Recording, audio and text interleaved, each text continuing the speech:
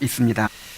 전 그냥 창세기 4장을 한 번에 끝내고 지나가려고 했는데 그 한 구절 한 구절이 그냥 나를 붙잡고 내버려 두질 않는 거예요. 그래서 한 5번 정도는 해야 될 것 같아요.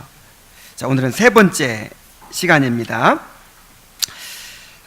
이 가인의 이야기는 죄가 어떻게 시작되고 또 사람을 지배하고 파괴하는지를 보여줍니다. 가인은 예배의 실패를 통해서 하나님께 대한 원망과 반항심이 생겼습니다. 하나님께 대한 원망과 반항심은 형제에 대한 시기심과 분노로 표출하게 되었고, 이것이 점점 커져서 결국 동생 아벨을 죽이는 데까지 이르게 되었습니다. 그리고 끝내 회개를 거부하고 영원히 하나님을 떠나게 되고 말았습니다.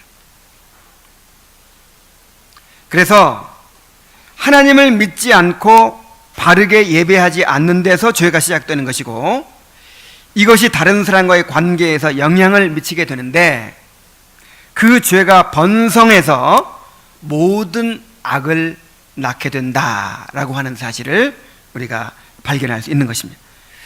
바울이 로마서 1장에서 인간의 죄를 그렇게 설명합니다. 자, 우리 로마서 1장으로 한번 가봅시다. 로마서 1장 18절 이하에서 인간의 죄를 바울이 적나라하게 드러내고 있습니다. 자, 18절에 보면은 하나님의 진노가 불의로 진리를 막는 사람들의 모든 경건치 않음과 불의에 대하여 하늘로부터 나타나나니 그랬어요. 인간의 죄를 경건치 않음과 불의로 요약을 합니다. 자, 인간의 모든 죄를 딱 2가지로 요약하면 어떻게 됩니까? 경건치 않음 그리고 불의, 이렇게 2가지로 요약할 수 있어요. 경건치 않음은 하나님께 대한 죄입니다. 불의는 그 하나님께 대한 죄의 결과로 이제 사람들에게 범하는 죄입니다. 21절을 보세요. 인간의 죄는 하나님을 바르게 예배하지 못하는 데서 시작된다는 것을 보여줍니다. 21절, 하나님을 알되 하나님을 영화롭게도 아니하며 감사치도 아니하고 오히려 그 생각이 허망하여지며 미련한 마음이 어두워졌나니 그랬죠. 마땅히 하나님께 예배하고 하나님께 감사하고 하나님 중심으로 살아야 되는데 그렇게 하지 못하니까 마음이 어두워지고 허망해진다 이 말이에요. 그 결과로 하나님을 바르게 예배하지 못하게 되니까 이제 하나님 대신 우상을 마음에 두고 섬기게 됩니다. 22절 봅니다. 스스로 지혜 있다나 어리석게 되어 썩어지지 아니하는 하나님의 영광을 썩어질 사람과 새와 짐승과 기어다니는 동물 모양의 우상으로 바꾸었느니라. 인간은 예배하는 존재로 지음받았기 때문에 하나님을 예배하지 않기 시작하면은 하나님 대신 우상들이 마음을 지배하게 됩니다. 그리고 더 나아가서 우리의 주인이신 하나님을 예배하지 않고 우리가 마음대로 조종할 수 있는 우상들을 예배하게 되다 보니까 우리가 이제 자신의 유익을 추구하고 자신의 정욕을 만족시키는 것이 이제 삶의 목적이 되어버리고 맙니다. 그래서 온갖 죄에 빠지게 되는 것입니다. 24절이 그것을 보여주죠. 그러므로 하나님께서 그들을 마음의 정욕대로 더러움에 내어버려 두사 그들의 몸을 서로 욕되게 하셨으니. 자, 하나님을 예배하지 않는 데서 우상숭배가 나오고 우상숭배에서 이제 정욕이 나오고 그 정욕의 결과로 모든 악한 일들이 생겨나는 거예요. 그래서 구체적으로 28절에서 32절에 이야기합니다. 또한 그들이 마음에 하나님 두기를 싫어하매. 자, 항상 죄는 어디서부터 시작돼요? 마음에 하나님 두기를 싫어하는 데서부터 시작되는 거예요. 하나님께서 그들을 그 상실한 마음대로 내어버려 두사 합당치 못한 일을 하게 하셨으니 곧 모든 불의, 추악, 탐욕, 악의가 가득한 자요, 시기, 살인, 분쟁, 사기, 악독이 가득한 자요, 수근수근하는 자요, 비방하는 자요, 하나님께서 미워하시는 자요, 능욕하는 자요, 교만한 자요, 자랑하는 자요, 악을 도모하는 자요, 부모를 거역하는 자요, 우매한 자요, 배약하는 자요, 무정한 자요, 무자비한 자라 그랬어요. 그러므로 우리가 지금 살펴보고 있는 가인의 모습은 하나님을 등지고 살아가는 모든 죄인들의 모습을 보여주고 있는 것입니다. 그래서 아직 구원받지 못한 사람들이 있다면 가인처럼 되지 않도록 기회가 있을 때 회개해야 할 줄로 믿습니다. 또한 가인의 모습은 우리 안에 남아있는 죄를 보여줍니다. 우리를 보여주는 거예요. 우리를. 이 말씀을 통해서 여러분 안에 있는 죄를 더 잘 보게 되기를 바랍니다. 그 죄를 다스리는 성령의 은혜를 더욱 간절히 의지하고 구하게 되기를 바랍니다. 자, 먼저 하나님은 가인으로 하여금 자신의 죄를 보게 하십니다. 처음에는 내가 분하여함은 어찌됨이며 안색이 변함은 어찌됨이냐고 물으셨죠. 너의 분노가 과연 정당한 것이냐? 이렇게 자신을 돌아보도록 물으신 것입니다. 그리고 나서 점점 좁혀갑니다. 하나님의 그 신문하시는 것을 보면요, 인정하지 않을 수 없도록 점점 이렇게 좁혀 들어가요. 그리고 나서 내가 선을 행하면 어찌 낯을 들지 못하겠느냐 이렇게 물으십니다.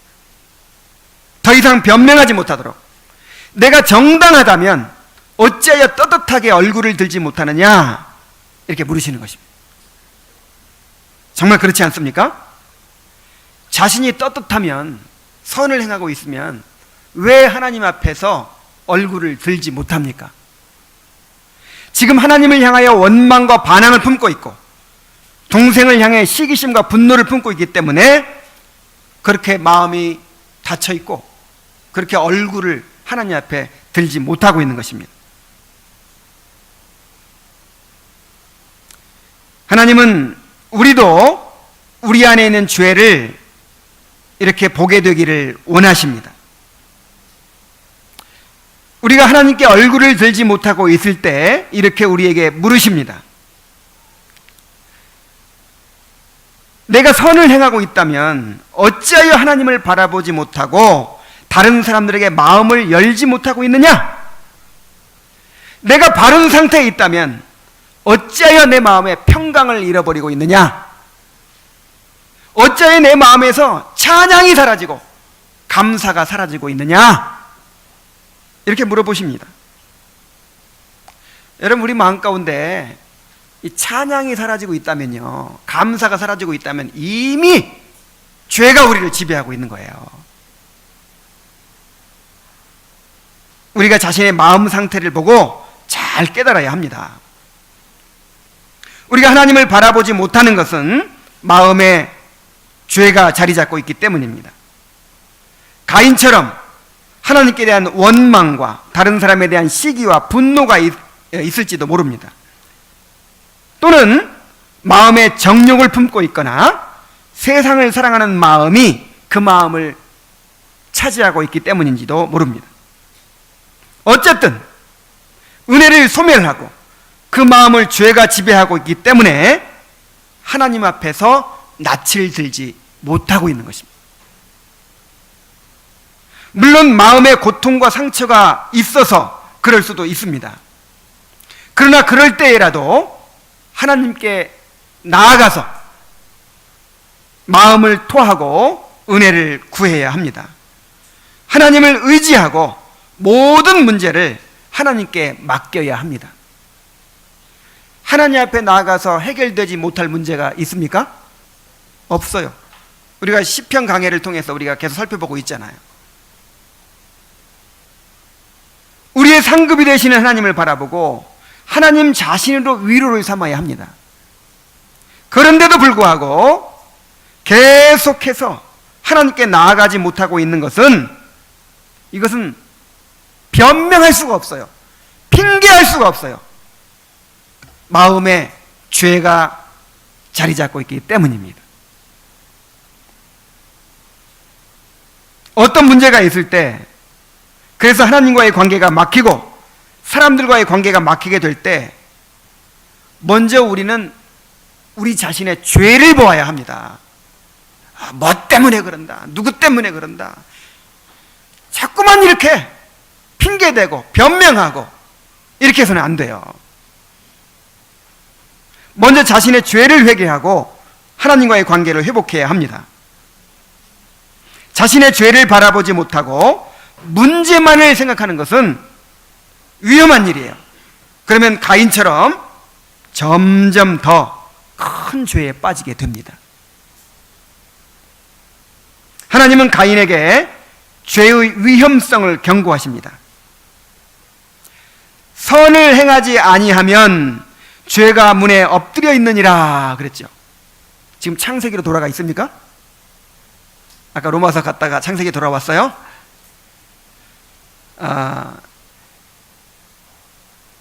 4장 7절에 그랬죠. 7절 하반절에 선을 행하지 아니하면 죄가 문에 엎드려 있느니라 그랬죠. 자, 선을 행하지 아니하면 이라는 말이 무슨 말이에요? 지금 가인의 마음을 이야기하고 있는 것입니다. 하나님께 대한 원망과 반항을 품고 있고 아벨에 대한 시기와 분노를 품고 있는 이 가인의 마음 상태를 지금 말씀하시는 거예요. 이렇게 죄된 마음을 품고 있으면 죄가 문에 엎드려 있느니라 고 말씀하십니다.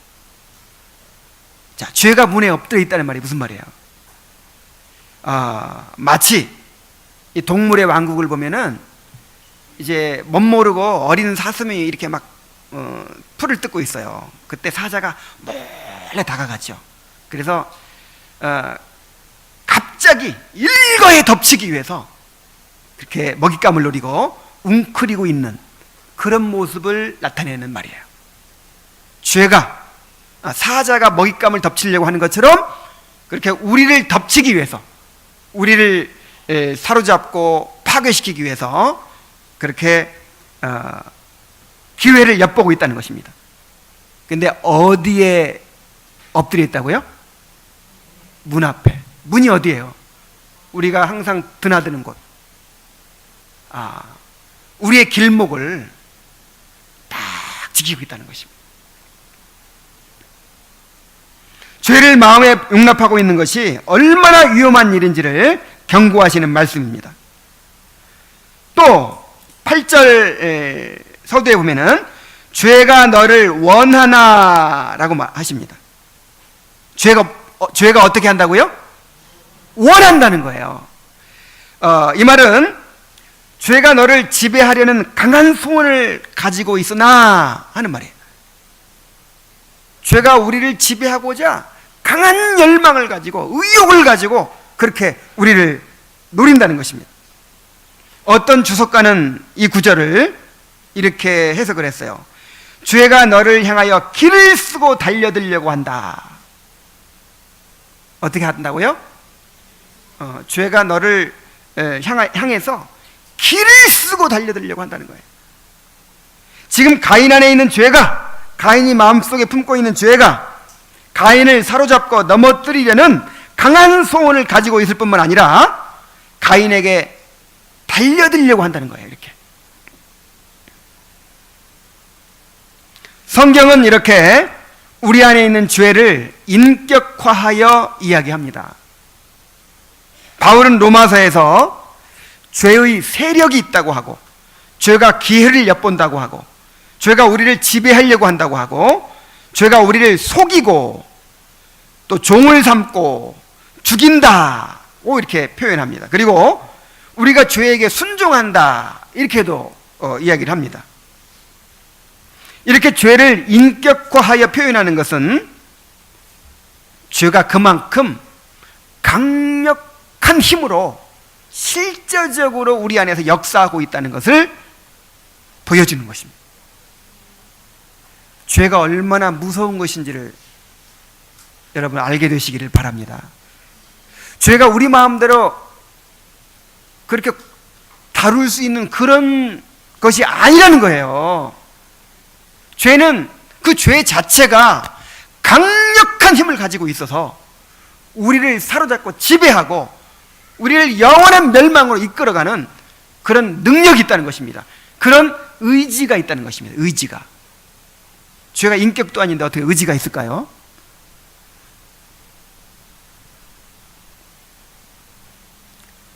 죄는 마치 우리의 몸 안에서 무서운 병을 일으키는 악성 바이러스와도 같습니다. 병을 일으키는 바이러스가 우리 몸 안에 침투해 있으면 절대로 가만히 있지 않습니다. 몸이 우리 건강하고 면역력이 강하고 이 바이러스의 세력이 약할 때는 기회를 엿보고 있어요. 그러다가 이제 면역력이 조금 약해지고 어떤 기회가 오면 급격히 번식하여 몸을 완전히 지배해버립니다. 그래서 우리 몸의 조직들을 파괴하고 염증을 일으키고 무서운 질병을 일으켜서 우리를 죽이고 맙니다. 그런데 죄가 꼭 이런 속성을 가지고 있다는 거예요. 여러분, 무서운 바이러스에는 어떤 것들이 있습니까? 무슨 에이즈 바이러스도 있고 또 뭐가 있죠? 그런데 그 모든 무서운 바이러스보다도 가장 무서운 바이러스가 뭐예요? 이 죄의 바이러스예요. 죄의 바이러스. 우리를 육체적으로 죽일 뿐만 아니라 우리의 영혼을 영원히 죽일 수 있는 무서운 질병을 일으키는 그런 바이러스입니다. 죄는 우리 안에서 절대로 가만히 있지 않는다는 거예요. 죄는 우리 안에서 기회를 노리고 있다가 우리가 은혜를 소멸하면 즉시 우리를 지배해버립니다. 그래서 우리가 상상도 할 수 없었던 우리 안에 온갖 악한 열매들을 맺게 하고 결국 영원한 멸망에 이르게 하는 것입니다. 그러므로 마음에 일어나는 죄를 그냥 내버려 두고 있는 것은 정말 위험한 일이에요. 바울은 육신의 생각은 사망이라고 그랬어요. 로마서 8장 5절 6절에 육신을 따르는 자는 육신의 일을, 영을 따르는 자는 영의 일을 생각하나니 육신의 생각은 사망이요 영의 생각은 생명과 평안이니라. 야, 오늘날에는요 이런 말들도 별로 그렇게 무섭게 생각을 안 해요. 너무나 죄를 가볍게 생각하는 시대이기 때문에, 값싼 은혜만을 추구하는 시대이기 때문에 이렇게 무서운 얘기도요 무섭게 안 들려요. 육신의 생각이 뭐라고요? 육신의 사망이에요. 사망.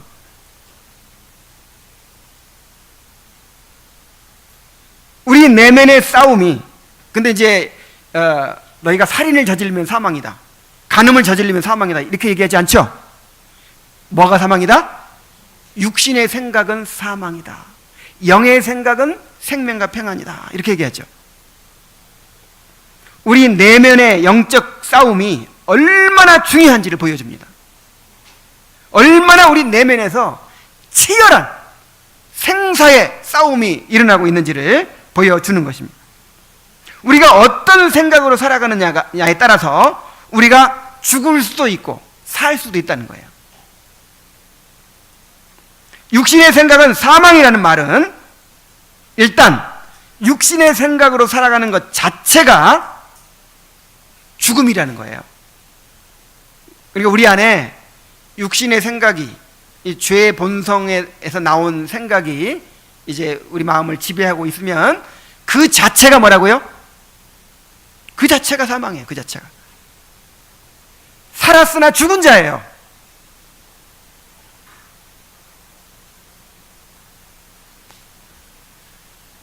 또한 육신의 생각은 사망이라는 말은 이런 식으로 육신의 생각으로 그렇게 지배를 받고 살아가는 사람은 결국 어떻게 된다? 결국 지옥 간다는 거예요. 나는 예수 믿고 구원받았는데, 아니 진짜 예수 믿고 구원받았는지는 뭘로 알아요? 육신을 따르지 않고 영을 따르는 것으로 나타나는 거예요. 정말 구원받은 사람은 영을 따르는 자이고 또 영의 생각으로 살아가요. 그 결과가 뭐예요? 영생이에요. 근데 구원받지 못한 사람들은 육신을 따라 살아요.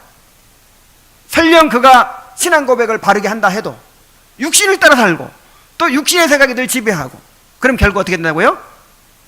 사망이에요. 영원한 멸망이에요. 그런데 거듭나서 성령을 모시고 있는 사람도 일시적으로 육신의 생각으로 살아갈 수가 있습니다. 그리고 그 결과로 사망을 경험할 수가 있어요. 존 오웬은 그 죄 죽임 시리즈에서 우리가 죄를 죽이지 않으면 그 죄가 우리 안에서 두 가지 작용을 한다고 했습니다. 우리가 거듭난 사람일지라도 계속해서 끊임없이 죄를 죽이지 않으면 그 죄가 두 가지 작용을 한다는 거예요. 한 가지는 영혼을 약하게 하고 영혼으로부터 힘과 활력을 빼앗아 갑니다. 영적인 생명력과 활기를 뺏어가 버리는 것이죠. 여러분 이것을 경험할 때가 있죠? 정말 말씀으로 은혜를 받고 하는 주님의 임재를 누리고 마음속에 찬송이 저절로 흘러나오고 정말 이렇게 성령의 생각으로 정말 이렇게 주님의 평강을 누리면서 이렇게 살 때가 있죠. 그런데 그런 영적인 생명력, 구원의 즐거움, 자원하는 심령, 성령의 충만함, 주님의 임재, 이런 것들을 앗아가 버려요. 이 죄를 죽이지 않고 있으면 죄가 그를 뺏어가 버려요. 그럼 어떻게 됩니까? 그 상태가 영적인 죽음이에요.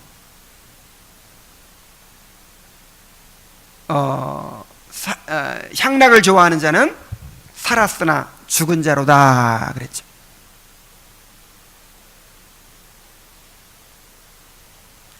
둘째로 영혼을 어둡게 하고 영혼으로부터 위로와 평안을 빼앗아 간다 그랬어요. 이 죄가 지배하는 삶에는 영적인 생명력이 작용하지 않습니다. 그래서 하나님을 아는 지식이나 영혼의 참된 위로나 평안이 없어지는 거예요. 그 주님의 위로, 주님의 평안, 이것을 잃어버려요. 이것을 누리지 못해요. 그것으로 끝나는 것이 아닙니다. 죄를 계속해서 죽이지 않으면 죄가 그 사람을 사로잡아서 죄의 열매를 맺게 하고 파괴적인 결과를 낳게 됩니다. 이 다윗의 범죄가 그것을 잘 보여주지요. 그러므로 절대로 죄를 그대로 방치해서는 안 됩니다. 우리 안에 일어나는 죄를 다스려야 돼요. 하나님은 가인에게 너는 죄를 다스리라고 말씀하십니다. 이 말은 죄가 네 자신을 지배하지 못하게 하라 그 말이에요. 우리가 읽었던 로마서 6장 12절 13절에 그렇게 이야기했죠. 그러므로 너희는 죄가 너희 죽을 몸을 지배하지 못하게 하여 죄의 사욕에 순종하지 말고 그랬죠. 자, 죄가 끊임없이 이 사자가 먹잇감을 노리고 있는 것처럼 기회를 엿보고 있는 거예요. 길을 쓰고 달려들려고 하고 있는 거예요. 그래서 기회만 있으면 우리가 은혜를 잠시만 소멸해도, 잠시만 죄를 품어도 이 죄가 사자처럼 우리에게 달려들어 가지고 우리를 지배해버린다 이 말이에요. 그러니까 우리는 끊임없이 죄가 우리 몸을 지배하지 못하게 하도록 그렇게 죄를 다스려야 할 그런 의무와 책임이 있는 것입니다. 로마서 8장 13절에 너희가 육신대로 살면 반드시 죽을 것이로되 영으로서 몸의 행실을 죽이면 살리니 그랬어요. 자, 육신의 생각을 품고 죄를 죽이지 않고 그대로 있으면 어떻게 된다고요? 반드시 죽는다. 사망률이 몇 프로예요? 100%예요. 100%. 그러니까 우리 마음속에 이 죄를 좀 마음 한켠에 품고 있어도, 아니면 때로는 은혜를 소멸하고 죄에 사로잡혀 있어도 뭐 괜찮겠지, 이런 마음이 있어요. 그런데 육신대로 살면 어떻게 된다고요? 반드시 죽어요. 반드시 죽어요. 그러나 영으로서 성령의 은혜를 힘입어서 몸의 행실을 죽이면, 이 몸의 행실은 바로 그 육신의 생각이죠. 우리 안에서 일어나는 죄죠. 그 죄를 죽이면 살 수 있다. 여러분, 잠깐만 살고 죽었다가 또 살고 그럽니까? 아니면 계속 살아있어야 됩니까? 계속 살아있어야 되죠. 그러면 죄를 얼마 만에 한 번씩 죽여야 돼요? 계속해서 죄를 죽여야 돼요. 끊임없이 죄와 싸우고 죄를 죽이는 삶을 살게 돼 있어요. 그리스도인들은. 이것이 성화의 과정이에요. 만일 우리 몸 안에 무서운 질병을 일으키는 바이러스가 있다는 사실을 알게 되었다면 절대로 가만두어서는 안 됩니다. 그 균을 죽이는 약을 먹어야 돼요. 그리고 면역력을 길러서 어떻게 하든 그 바이러스가 나를 지배하지 못하도록 해야 합니다. 죄를 다스리는 것도 이와 같습니다. 우리가 죄를 완전히 없앨 수는 없어요. 우리가 천국 가는 날까지 우리 안에 이 죄의 본성이 남아 있을 것입니다. 그러나 우리가 은혜를 힘입어서 죄가 우리 안에 활동을 하지 못하도록 억제할 수는 있습니다. 어떤 죄가 번성해서 우리를 지배하고 열매를 맺지 못하도록 뿌리를 잘라낼 수는 있어요.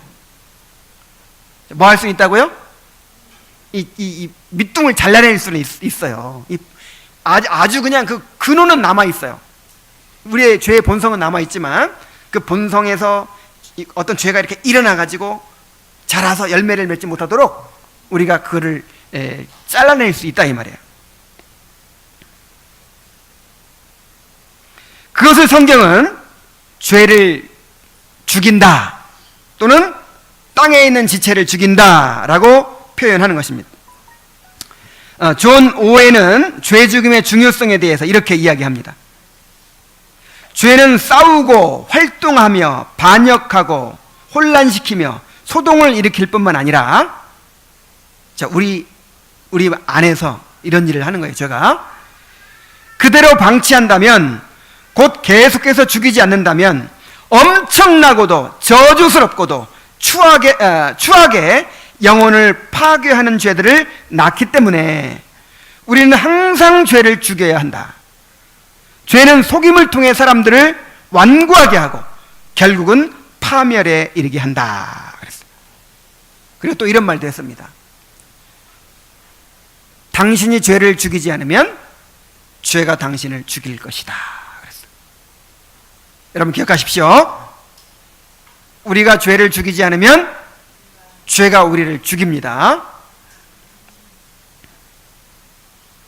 그러면 우리가 우리 안에 있는 죄를 죽이는 일에 힘써야 합니다. 우리 안에 있는 시기심과 분노를 죽여야 합니다. 미워하는 마음을 죽여야 합니다. 적대감을 죽여야 합니다. 또한 세상을 사랑하는 마음을 죽여야 합니다. 허영을 죽여야 합니다. 정욕을 죽여야 합니다. 가인의 경우처럼 시기심을 예로 들어봅시다. 이 시기는요, 이 육신의 대표적인 기질이에요. 우리 안에는 시기심이 있죠. 요즘 그 학생들이 이런 말을 한다고 해요. 친구가 꼴찌를 하면 눈물이 난다. 그런데 친구가 1등을 하면 피눈물이 난다. 그런데 친구뿐 아니죠. 심지어 형제, 이 가인 보세요. 누구예요? 하나밖에 하면, 세상에 하나밖에 하면 동생이잖아요. 그래서 이제 만약에 형제가 또는 친구가 어려움을 당할 때는요, 정말 사랑을 쏟습니다. 막 있는 거 없는 거 다 희생해서 도와주려고 하고 같이 울어주고 막 하죠. 그런데 형제가 또 친구가 너무 잘 되는 거예요. 나는 망하는데 형제가 너무 잘 되는 거예요. 막 집 사고 땅 사고 막 자식은 막 전교 1등하고 막 하는 거예요. 그럼 어떻게 해요? 배가 아프고 나는 뭔가 그러면서 초조해지고, 그 다음에 복 받았다고 좋아하는 그 형제가 어떻게 보여요? 미운 거예요. 그래서 점점 마음이 발전해가지고 좀 잘못돼 버렸으면 좋겠는 거예요. 뭔가 좀 안 돼 버렸으면 좋겠는 거예요. 그래서 우리의 사랑이라고 하는 것이 사실은 다 이 자기 본위의 사랑이에요. 어려울 때 막 눈물 흘리고 막 도와주려고 했던 게 다 뭐예요? 이게 자기 만족이에요. 자기 만족. 아, 내가 괜찮은 사람이야, 이런 느낌을 갖고 싶은 거예요. 우월감을 갖고 싶은 거예요. 나를 의지하고 내가 도움이 되는 것을 느끼면서 뭔가 의미를 느끼는 거예요. 그래서 이렇게 시기심이 있는 한 우리의 사랑이 진짜 참된 사랑이라고 할 수가 없어요. 그냥 사랑은 사랑이죠. 그냥 인간 본성의 사랑이에요. 그래서 야고보서 3장 13절 16절에 보면은 시기심을 가지고 우리의 그 신앙을, 우리의 인격을, 우리의 이 진정한 그 은혜를 평가하라고 그랬어요. 평가하고 있어요. 자, 제가 읽어볼게요. 너희 중에 지혜와 총명이 있는 자가 누구냐? 그는 선행으로 말미암아 지혜의 온유함으로 그 행함을 보일지니라. 정말 신앙생활 잘한다고 생각하는 사람, 그 삶으로 한번 보여봐라, 그 말이죠. 어떻게 보입니까? 그러나 너희 마음속에 독한 시기와 다툼이 있으면 자랑하지 말아라. 아, 내가 사랑이 많다고 생각하고 신앙이 이렇게 수준이 높다고 생각하고 막 그러는데 내 안에 뭐가 있어요? 시기심이 있고 경쟁심이 있어요. 그럼 이게 뭐예요? 지금 이게 하나님께로부터 온 게 아니에요. 진리를 거슬러 자랑하지 말라. 이러한 지혜는 위로부터 내려온 것이 아니요 땅 위의 것이요 정욕의 것이요 귀신의 것이니 시기와 다툼이 있는 곳에는 혼란과 모든 악한 일이 있음이니라. 아, 어쩌면 이렇게 그냥 도망갈 데도 없이 예리하게 그렇게 지적하는지 모르겠어요.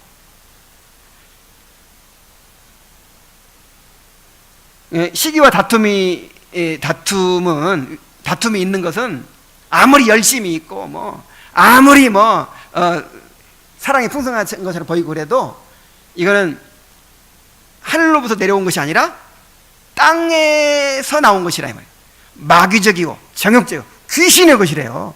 그래서 이런 시기와 다툼이 있는 곳에 요란과 모든 악한 일이 일어난다. 실제로 교회 안에서 아니면 어떤 공동체 안에서, 가정 안에서 일어나는 그런 문제들이 다 시기와 다툼 때문에 일어나는 거예요. 예를 들어서 정말 우리가 지금 장로교의 정치 제도가 가장 성경적이라고 배우고 있죠. 그렇게 해야 된다고 배우고 있죠. 그럼 이게 얼마나 하기 어려운 줄 아세요? 이건 정말로 회심한 사람이 아니면 안 돼요. 정말로 자기를 부인하지 않으면 안 되는 제도예요. 그래서 아무나 할 수가 없어요. 예를 들어서 내가 누구보다도 교회를 사랑하고 헌신적으로 모든 걸 희생해서 교회를 섬겨왔어요. 그런데 어느 날 이제 직분자를 뽑는 날이 됐어요. 투표를 해서 뽑는데 나는 몇 표 안 나왔어.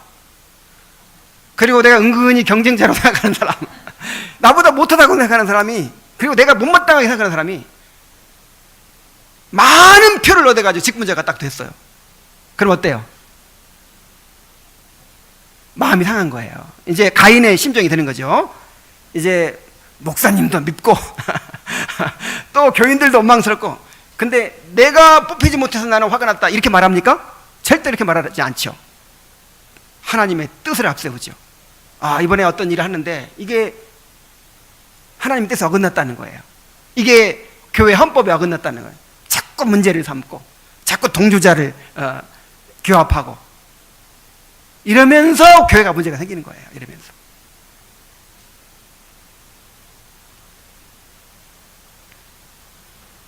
그러나 바울은 고린도서 13장에서 사랑은 시기하지 않는다라고 말합니다. 사랑은 뭐 하지 않는다?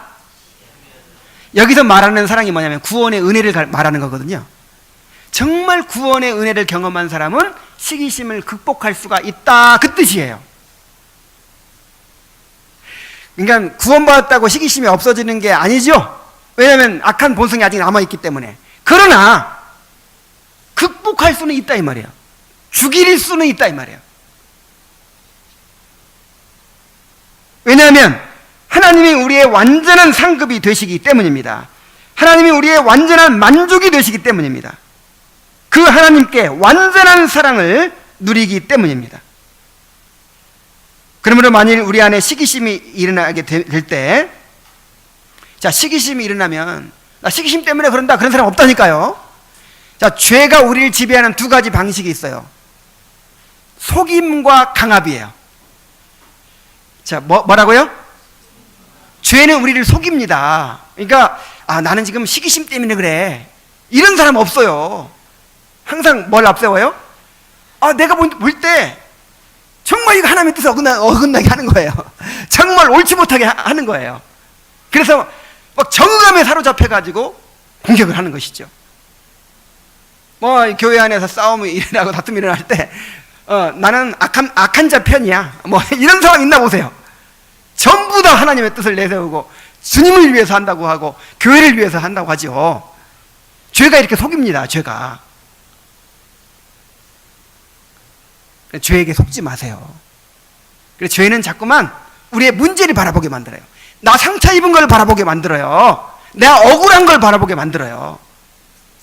그러나 하나님은 내가 분하여야 하면 어찌미며 안색이 변하면 어찌미뇨, 내가 선을 행하면 어찌 낯을 들지 못하느냐 하면서 우리 자신을 바라보게 하십니다.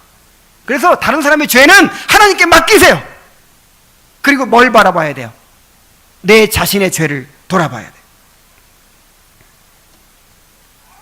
하나님 앞에 나아가서 진실하게 마음을 토하고 은혜를 구해야 됩니다. 하나님의 주권을 인정하고 하나님만이 자신의 온전한 상급이 되심을 고백하고 진정으로 형제를 축복하는 마음을 달라고 구해야 합니다.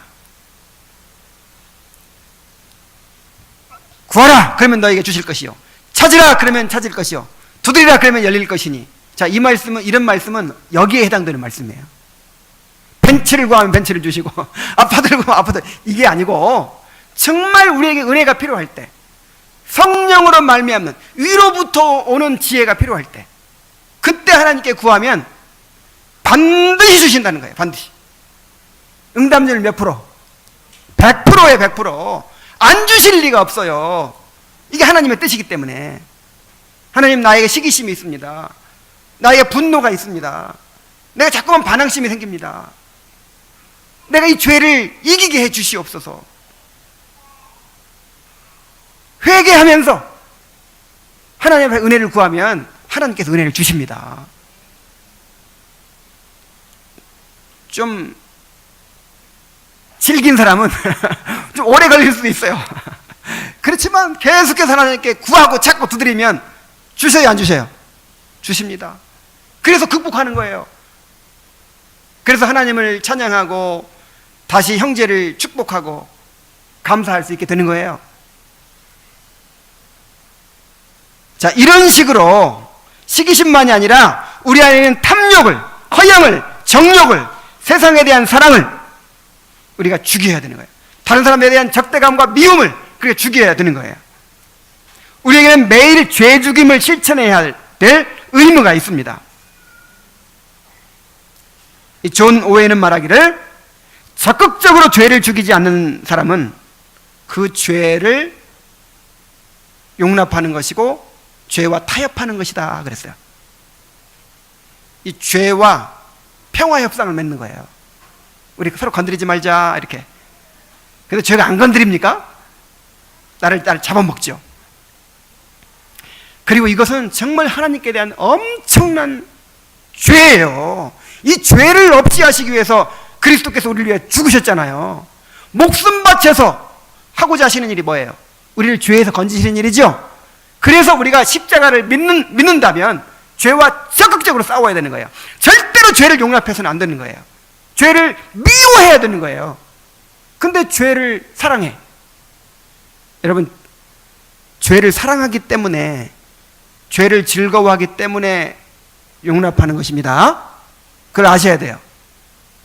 우리에게 죄에 대한 사랑, 죄에 대한 즐거움이 있어요. 야, 이 죄 죽이려고 예수님이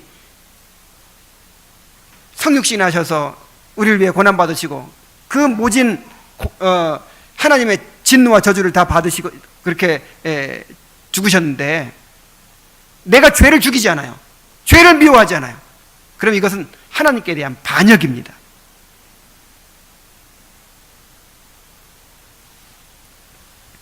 적극적으로 죄를 죽이는 삶을 살게 되기를 바랍니다. 또한 우리 마음이 죄의 속임으로 완고해지지 않도록 서로 권면해야 됩니다. 히브리서 3장 13절에 오직 오늘이라 일컫는 동안에 매일 피차 권면하여 너희 중에 누구든지 죄의 유혹으로 완고하게 되지 않도록 하라. 죄가 기가 막히게 우리를 속인다 그랬죠. 그래가지고 막 지금 죄에 사로잡혀서 죄에게 속아가지고 오히려 자기가 억울해하고 있고 자기가 막 씩씩거리고 있는 거예요. 그러니까 어떻게 회개를 합니까? 그리고 이제 자기가 상처받은 것만 생각하고 자기가 힘든 것만 생각하면서 오로지 자기 입장만 생각하면서 자기 편이 되어주고 자기를 위로해주고 인정해 줄 사람을 찾죠. 그런 동조자를 찾아요. 찾으면 또 있어요. 꼭 그런 사람이 있어요. 그래서 혼자면은 차라리 나올 수 있는데, 그런 사람 만나서 이렇게 되면 이건 정말 이제 상승작용이 일어납니다. 왜냐하면 정당성을 확보하는 거죠. 그래, 이건 나 혼자서 이런 생각을 하는 게 아니라 이게 정당한 일이야. 무섭습니다. 그래서 이럴 때 무조건 편들어주고 무조건 위로해주고 무조건 인정해주는 것만이 사랑이 아닙니다. 정말 사랑한다면 그가 올바른 분별력을 갖도록 도와주어야 합니다. 그래서 매일 피차 권면하여 너희 중에 누구든지 죄의 유혹으로 완고하게 되지 않도록 하라. 이 죄에 속아가지고 유혹을 받아가지고 마음이 굳어지고 이렇게 그렇게 되지 않도록 끊임없이 어떻게 하라고요? 서로 권면하라. 서로. 여러분 이렇게 서로 권면해 보셨습니까? 내가 볼 때 형제 지금 죄에게 지배를 받고 있는 것 같아. 생각을 고쳐 먹어야겠어. 정신 차려.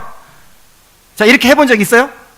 아니면 그런 권면을 받아본 적이 있어요? 오늘 그 죄부터 회개하시기 바랍니다. 지금 불순종하고 있는 거잖아요. 우리에게는 이런 교제가 필요합니다. 우리는 너무나도 쉽게 죄에 빠져요. 너무나도 쉽게 죄를 용납하고 죄에게 속고 완고하게 돼요. 그래서 끊임없이 이 공동체의 교제가 필요합니다. 자신에게 영적인 자극을 주고 자신을 점검해주고 권면해 줄 수 있는 사람들이 있어야 합니다. 우리가 절대로 혼자서는 죄를 이길 수 없기 때문에 하나님은 우리에게 공동체를 주셨어요. 우리가 서로 교제 가운데 있어야 됩니다. 다른 사람을 돌아보고 권면하고 또 다른 사람들이 나를 돌아보고 권면할 수 있도록 그렇게 열려 있어야 됩니다. 그래서 여러분, 당장 막 공감해주고 당장 위로해주고 이런 거 좋아하지 마세요. 정말 당장의 사랑보다 신뢰를 택하라 이런 말이 있어요. 자, 뭐 하라고요? 당장의 사랑보다 신뢰를 택하라. 그냥 내가 잘못되어 있는데도 불구하고 내 편 들어주고 막 나를 부추겨주고 인정해주고 이런 사람은요, 당장은 좋죠. 근데 신뢰할 수 있어요, 없어요? 없어요. 나중에 그 사람 찾지 않습니다. 존경할 수 없어요. 그러나 내가 이렇게 힘들어 죽겠는데 소금 붓는 것처럼 나의 잘못을 지적하고 권면하는 거예요. 그럼 그때는 너무 섭섭합니다. 그냥 너무 화가 나고 그냥 원망스럽습니다. 근데요, 이 사람은 나중에 신뢰가 가는 거예요. 정말 사랑하는 마음 가지면요, 여러분, 무슨 우리가 공감도 필요하고 뭐 이렇게 위로도 필요하지만 심리학에서 말하는 그런 차원으로 이거를 하라는 게 아니에요. 엄마가 아이한테 맨날 편들어주고 공감만 해줍니까? 정말 아이를 사랑하면 그렇게 하지 않죠?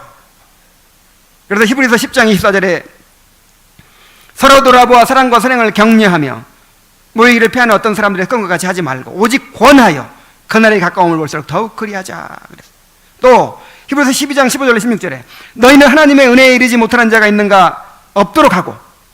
야, 여러분, 이런 말씀 암송하세요. 암송. 이게 너무나도 우리가 잊어버리기 쉽고 불순종하기 쉬워요. 이거 보세요. 너희는 하나님의 은혜에 이르지 못하는 자가 없도록 하고 그랬죠. 그냥 항상 은혜 받는 것도 나만 생각해. 내가 은혜 받아야 되고 내가 성령 충만해야 되고 내가 죄를 죽여야 돼. 이것도 이기심이야. 이것도. 주님이 우리의 기도를 어떻게 가르치셨습니까? 내 죄를 사해달라고 기도하라 그랬어요? 우리 죄를 사해달라고 기도하라 그랬어요? 우리 죄를. 그래서 나만 은혜 받는 거 생각하지 말고 내가 은혜 받을 때 은혜 받지 못하는 자가 있는가 돌아봐야 돼요. 그래서 우리 공동체에 아무도 은혜 받는 자가 은혜 받지 못하는 자가 없도록 그렇게 해야 될 책임이 목사에게 있습니까? 누구한테 있어요? 물론 목사에게도 있지요. 그러나 여러분 한 사람 한 사람에게 다 있는 거예요. 너희는 하나님의 은혜에 이르지 못하는 자가 없도록 하고 또 쓴뿌리와 혹 한 그릇 또 쓴뿌리가 나서 괴롭게 하여 많은 사람이 이로 말미암아 더럽게 되지 않게 하며 음행하는 자와 혹 한 그릇 음식을 위하여 장자의 명분을 판 에서와 같은 망령된 자가 없도록 하라. 그러니까 영혼을 지키고 공동체를 지키라는 거예요. 자, 우리가 그렇게 지켜야 될 책임이 있습니다. 공동체에 대한 책임감을 가져야 돼요. 이게 지체의 삶입니다.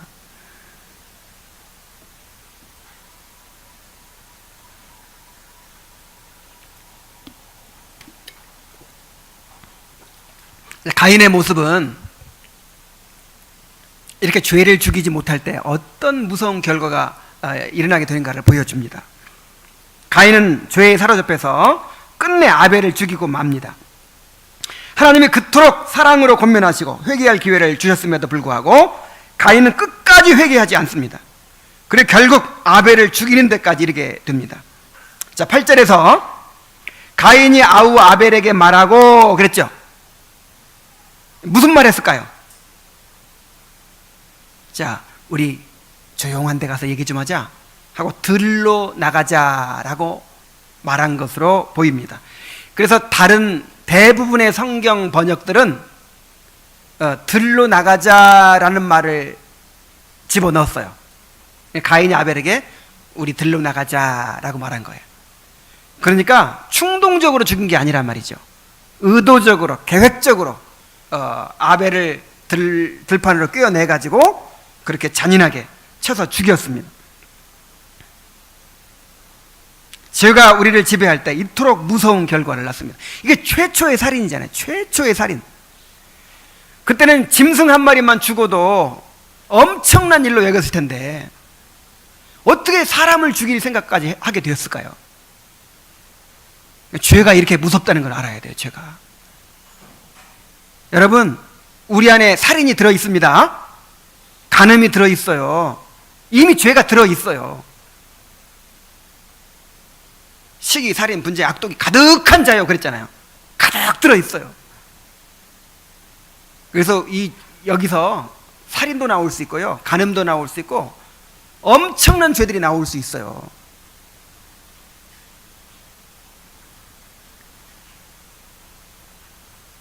대개 사람들이 큰 죄에 빠지게 되는 일은 갑작스럽게 일어나지 않습니다. 어느 날 갑자기 살인을 저지르고 간음을 저지르는 것이 아닙니다. 반드시 죄를 마음에 품고 그 죄가 마음을 지배하게 되는 과정이 있습니다. 가인이 아벨을 죽인 것도 그렇고 다윗이 밧세바와 간음한 것도 그렇습니다. 여러분, 다윗도 충동적으로 벌거벗은 여자가 있네 해가지고 충동적으로 그렇게 유혹에 빠졌다고 생각해서는 안 돼요. 이제 정복할 땅도 다 정복했고 이제 전쟁을 직접 안 나가도 되는 그런 상태예요. 마음이 안일해져 있어요. 교만해져 있어요. 그리고 다윗의 행위를 보면 알아요. 자기 마음대로 막 사람 불러다가 막 이렇게 이용하죠. 그 죄를 처리하는 과정에서. 그런 걸로 봐서 다윗이 이제는 겸손함을 잃어버렸어요. 이제는 자기가 이룬 것들을 누리고 싶은 거예요. 과시하고 싶은 거예요. 벌써 다윗이 육신의 생각이 지배하고 있었어요. 그것이 어떤 계기를 만나가지고 열매를 맺게 된 것입니다. 그러므로 우리는 죄가 우리 삶을 지배해서 그렇게 큰 열매를 맺기 전에 죄가 우리 안에 자리를 잡고 지배하게 되는 것을 막아야 합니다. 전에 한동안 회자되었던 이 하인리 법칙이라는 거 여러분 들어보셨습니까? 1930년대 초에 미국의 보험회사 직원이었던 하인리라는 사람이 산업 현장에서 발생한 사고를 분석했는데 어떤 큰 사고나 재해는 갑자기 일어나는 것이 아니라 어느 날 갑자기 발생하는 것이 아니라 반드시 어떤 징후가 선행된다는 것을 발견했어요.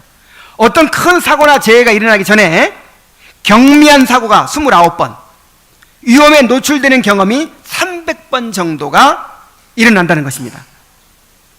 그래서 미리미리, 그러니까 그런 경미한 사고가 29번이 먼저 일어난다잖아요. 그리고 위험의 징후들이 몇 번이나? 한 300번 정도 나타난다고 하잖아요. 그런 것들을 보면서 위험하다, 앞으로 계속 두었다가는 큰일 나겠다, 막으면 되죠.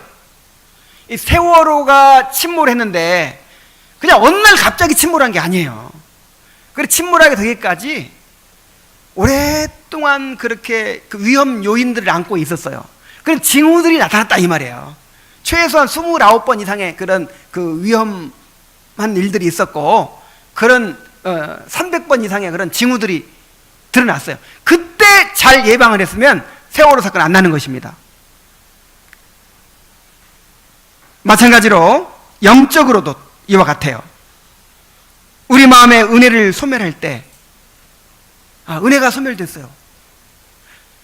내가 큰 죄에 빠지지 않았더라도 이것을 아주 크게 알아야 됩니다. 은혜의 지배를 받지 못하고 있다는 것 자체, 성령 충만을 잃어버리고 있다는 것 자체, 구원의 즐거움을 잃어버리고 있다는 자체, 오늘부터 내 입술에서 찬송과 감사가 없어졌어요. 이런 걸 크게 여겨야 된다 이 말이에요. 우리 마음에 죄가 들어와서 자리 잡게 되는 거, 죄가 우리를 지배하게 되는 이 과정들을 민감하게 알아차려야 합니다. 대개 죄는 중립적인 것들을 이용해서 우리를 지배합니다. 처음부터 간음하고 처음부터 무슨 살인하고 이렇게 되는 것이 아니에요. 처음에는 일단 건전한 영화부터 한 편 보게 합니다. 근데 그 영화를 재밌게 봤는데 영화를 보고 나면 또 다른 영화를 보고 싶죠. 좀 더 자극적인 영화를 보고 싶어요. 그래가지고 이제 막 음란한 그런 것들을 보다가 그런 걸 계속 보고 즐기니까 또 그런 걸 실행하고 싶은 마음이 생겨요. 이런 식으로 점점 이렇게 진전이 되는 거예요. 그래서 여러분, 죄는 항상 어디서 시작된다고요? 이 중립적인 것들을 이용해 가지고 이제 우리에게 접근하고 우리를 지배합니다. 그래서 뭐 예를 들어 스포츠를 즐기는 것, 세상 친구들과의 모임, 인터넷 게임을 하는 거, 영화나 드라마를 보는 거, 여러분 이게 죄입니까? 이 자체는 죄가 아니에요. 그런데 거기에 지나치게 빠지다 보면요, 그러니까 항상 칼빈이 뭐라 그랬어요? 우리 그리스도인의 삶은 삶 자체가 금식이다. 이 근신과 절제라는 것이 항상 있는 것입니다. 아무리 좋은 것도, 여러분 밥 먹는 것도요, 지나치게 집착해서 탐식이 되잖아요. 그럼 그게 죄예요. 그래서 죄는 또 다른 죄를 불러와요. 그래서 아무리 건전하고 좋은 것이라도, 죄가 안 되는 것이라도 뭔가 내가 지나치게 빠진다. 그래서 은혜의 수단을 멀리하게 된다. 그러면 알아차려야 되는 거예요. 특히 형제들은 중독 성향이 강합니다. 한 곳에 빠지면 그냥 푹 빠져버려요. 형제들이 항상 마음이 안 놓여.